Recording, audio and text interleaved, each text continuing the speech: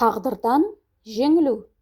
Тақырып түсінікті болу үшін тағдыр сөзінің түбіріне үңілеміз. Арабшадан аударғанда өлшем деген мағынаны білдіреді. Яғни бұл дүниенің тіршілігі Алланың өлшеп бекітіп берген кесінді заңдарымен дөңгелейді. Адамның басқа мақұлық осы өлшемдерінен ығында жүре береді, яки тағдырымен таласпайды. Таласатын оның болмысында ерік қалауы, таңдау талғамы деген қасиет жоқ. Таңдау еркі мен жігер қалауы адам болмысына ғана тән.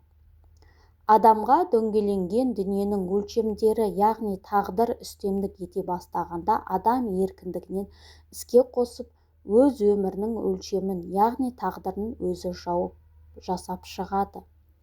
Тұл жетім боп өссе де, ірі қайраткерге айналу, бала кезден мектепке бармаса да, есейгенде ғылым қуып, ғылым атану, туа бітті мүгедек болса да, өнердің бір түрін меңгеріп, әлемді аузына қарату.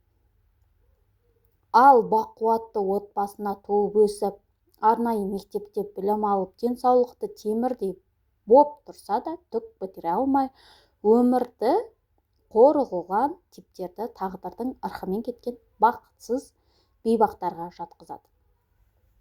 Жаңа ислам өкілдері жұқтырған қауіпті вирустың бірі фатализм. Қазақша тағдыршылдық. Бәрі Алланың қалауымен болады. Адамда ерік жоқ. Біз Алланың айдауымен жүріп тұрамыз. Алла қалаған құлын тура жолға салады, қаламаса адастырады деп сену. Тарихта қарасаңыз, фатализм идеясын құл ұстайтындар, қожалар жақсы көрген құлдарының миына «Маған құл болу сенің тағдырың. Құдай әуелден пешенеңе құлдықты жазған, маған қарсы шыққаның Құдайға қарсы шыққаның» деп құйып отырды. Осы идеяны сіңіру үшін патшалар діни орталықтың қызметін пайдаланып, оны қазіргі академиялық ғылымда психологиялық құлдылық деп атайды. Құлдық қоғам әбден орныққа, дүниеге пайғамбарлар келетін, олардың миссиясы фатализм идеясын қирату. Ибрайым, Мұса, Ғайса, Мұхаммед пайғамбар бәрі де халықты құлдықтан босатумен айналысқан. Олар өзінің ерген үмбетіне «Тағдырың өз қолыңда, тағдырыңа ие бол» деп адамдардың рухани болмысын идеясына азат етті. Егер адамзат тарихы озалдан Құдайдың қалауымен, жазуымен жүріп жатса, не үшін пайғамбар келіп ол ережені өзгерту керек? Онда пайғамбарлар Құдайдың қалауында, Құдайдың жазғанына қарсы күрескен болып қалады. Екіншіден, адамзат тіршілігі Алланың қалауымен өтіп жатса, ақыретте адамнан сұрақ жауап алудың не мәнісі бар? Адам өмірінде өз сөзі мен ісіне жауап береді десең, онда адамда ерік қалауы болуы керек. Европаның орта ғасырда түнекке батуы фатализммен басталған. Бүкіл шіркеу христиан жұрттың ерік қалауын фатализммен матаған. Осылайша Европа континентін бір ғана діни орталыққа тәуелді қылды.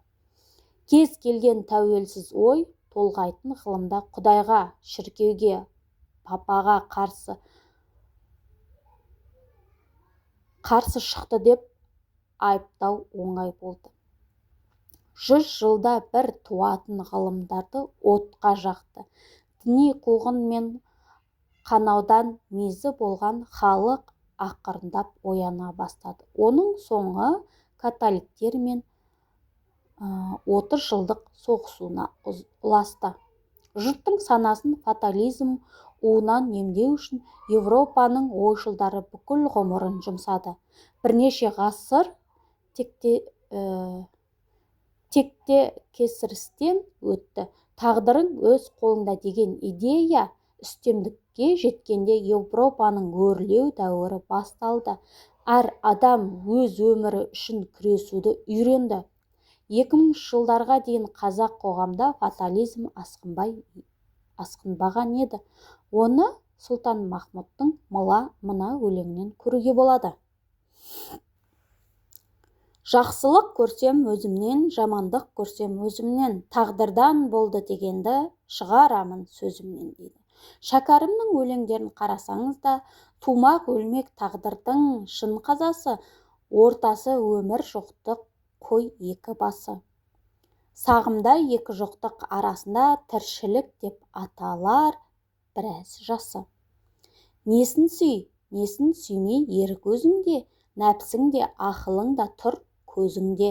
Сынау үшін жаратқан бір иең бар, тексерілмей қалмайсың бір кезінде дейді. Абайдың өлеңінде сенбе жұртқа тұрса да қанша мақтап, әуреу етеді ішіңде қулық сақтап, өзіңе сен өзіңді алып шығар, еңбегің мен ақылың екі жақтап, деп адамның еркіндігін алдыңғы планға шығарады. Майлықожа жырауда Алла берді екі жол, бірі оңда, бірі сол. Ойланыңдар бауырлар, дүние қысқа, ақырет мол, деп Тәңірдің адамға таңдау беретін айтты. Қазақ мақал мәтелінде Алланың ісін пайғамбар болжап білмейді. Тағдырдың талаптан басқа сый жоқ деген сарындар бар. Яғни фатализмді насихаттайтын үлгілер жоқтың қасы. Жалпы түркі нәсілінің фатализммен қатты ауырмауына имам Матуриди әсер еткен деп айтылады. Олар тағдырдың жазуы деп қартайып өлуді айтады. Ал орта жолда мезгілсіз қайтыс болуы қаза деп атаған. Қаза себепке байланысты. Адам ұрпағы бір аурудан не бір адамның қолынан қаза табады. Екі жағдайда бір себепті іздеуге негіз бар. Аурудың алдын алып емдеуге шанс бар. Кісі қолынан қаза таппаса, пенде ұзақ жасайды. Ал қаза жеткерген қылмыскерді соттайды. Бірақ халықтық түсінікте жазмыштан озмыш жоқ. Тағдырдың жазғаны осы. Құдайға да жақсы адам керек. Адамның айтқаны емес, Тәңірдің дегені болады. Қуған жетпес, бұйырған кетпес. Адамның басы Алланың добы деген сияқты тіркестер бар. Мұны тағдыршылдыққа жатқызбайды. Мұны мойынсынуға жатқызады. Яғни басқа түске қаза объективті себептен болғанда тағдырға мойынсынады. Мысалы, табиғи апаттарда қаза табу, тұқым қуалайтын дерттің құрбаны болу, найзағай түсу, мұндайда ешкім айыптап кінәлай алмайсыз. Амалсыз тағдырға мойынсынасыз. Осы мойынсынудан көңіл айту дәстүрі шығады. Онда қаралы үйдің иесін, марқұмның туған туыстарын жұбату мақсатында ғана тағдыры себеп қылып көңілі айтады. Жалпы қазақ дүниетанымында фатализм жоқ екенін құн сұрау дәстүрінен көреміз. Нақақ кісі өлтірсең, жауап бересің. Мұның екі қыры бар. Біреуі гуманизм, қанға қан деп адамның орнына кісі өлтірмейді. Екіншісі жауапкершілік. Ісіңе жауап бересің. Көшпелі қазақ фатализмі мойындаған болса, Құдайдың жазуымен жеткен қағазға не үшін құн төлеу керек? Европадағы тағдырды былай түсіндіреді. Тағдыр деп адамның ықпалы жүрмейтін аймақты айтады. Еріксіз туу, еріксіз өлу. Адам дүниеге еріксіз келген соң, отаны, ағайыны, туысы, ұлты тағдыры болып саналады. Бірақ адам тіршілік алаңында өмір жолын өзі таңдайды. Кез келген ісін өз қалауымен, таңдауымен жасайды. Осыдан жауапкершілік феномені шығады. Еркіндік нығметі адамға не үшін берілген дегенде, жауапкершілік арқалау үшін деп жауап береді. Логотерапияның негізін қалаушы Виктор Франкл тағдыры үшке бөлінген. Биологиялық тағдыр адамның мүгедек боп туылы. Екінші психологиялық тағдыр сан түрлі тәрбиенің әсерімен өзіне мінез жасап алып, сонымен ақталу. Жүріс-тұрысындағы кем-кетікті мінезім осындай, тәрбием солай, бір үйдің еркесі болып өскем деп өзіне психологиялық тағдыр қалыптастырады. Яғни өзгеруге өзін тәрбиелеу, тырыспау. Әлеуметтік тағдыр. Әлеуметтік тағдыр жұрттан ұят болады, жұрт не дейді деп өмір сүру. Әлеуметті қалыптасқан теріс көзқарастың ықпалынан шыға алмай мән-мағынасыз дәстүрлерді орындай беру. Жұрттан қалмай деп кредит алып келін түсіру, даңғаза той жасау, диплом жуу. Тағдыр феномені дұрыс түсінбесе, оның тигізетін зардабы орасан. Бәрі Аллахтың қалауымен деген вирус рухани болмысымыздағы шексіз ресурспен байлайды. Адамның рухани болмысын шығатын еркіндік фонеменін 100% жоққа шығаратын фатализм идеясын қоғамда үстемдік орнатқанда кез келген ел автоматты түрде Ауғанстан сияқты мешеу мемлекетке айналады. Фатализм көзқарасы орныққан елде ықпалды фигуралар өзіне ұнамаған кісіні атып өлтіру, тағдыр солай болды. Ажалы Алладан келді, мені тек себепшімін деп ақтала салады. Соның өзі ешкім тергеп, тексеріп, сотқа сүйремейді.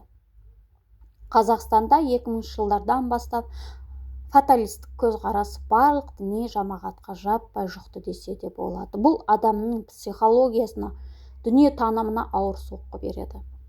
Оған ұрынған мұсылман тағдыры үшін күреспейтін қауқарсыз пендеге айналады. Фатализм болмысында туғаннан бар еркіндік, еркін ойлау, еркін жүріп тұру, еркін пікір білдіру деген адами қасиеттерін қырқып түседі. Бәрі Алланың қалауымен болып жатыр. Алла бәрін жазып қойған. Алла қаласа тура жолға түсеміз, қаламаса адасамыз деген түсінік жауапкершілік феноменін жояды. Осының кесірінен Алланың қалауымен жүріп тұруы машина сипаты мұсылмандар қаптайды. Жеке діни таңдауын Алланың қалауы деп түсінгендіктен өздерін Алланың назары түскен таңдаулы тұлғадай сезінеді. Құдай тағала қалың жұрттан өзін бөліп алып тура жолға салып қойған. Осының кесірінен тек Алланың қалауымен жүріп тұруы машинаны сипаты мұсылмандар қаптады. Жеке діни таңдаудың Алланың қалауы деп түсінікпен өздерін Алланың назары түскен таңдаулы тұлғадай сезінеді. Құдай тағала қалың жұрттан өзін бөліп алып тура жолға салып қойғандай көңілі асқақтады. Қазақша айтқанда, көңілі асқақтаған ақымақ ақылды бар деп ойламайды. Өзін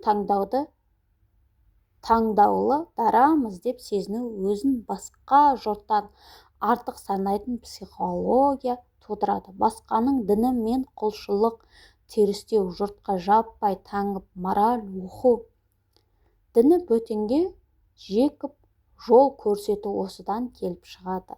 Шындығында кімнің ақиқат жолда екенін Алладан басқа ешкім анық білмейді.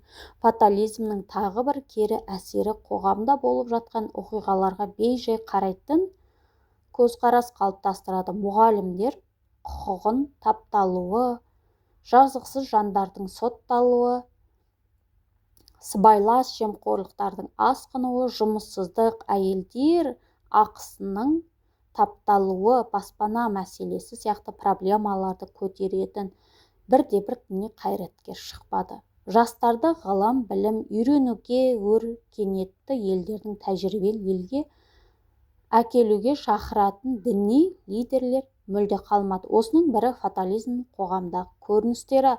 Фатализмнің тағы бір қыры әділеттік үшін күреспеу. Алла бізге осы басшыны нәсіп етті. Оған бағыну уәжіп. Сынауға ақымыз жоқ. Басшыға қарсы келгеннің, Құдайға қарсы келгенің. Басшы Құдайдың жердегі көлеңкесі деген түсініктер тамыр жойды. Мұның соңы басшының кемдігін көрмейтін, оны мүлде қателеспейді деп ойлайтын надандыққа ұласты. Қиянат көрсе ашық сынайтын әділетті би шешенің рөлі жойылды.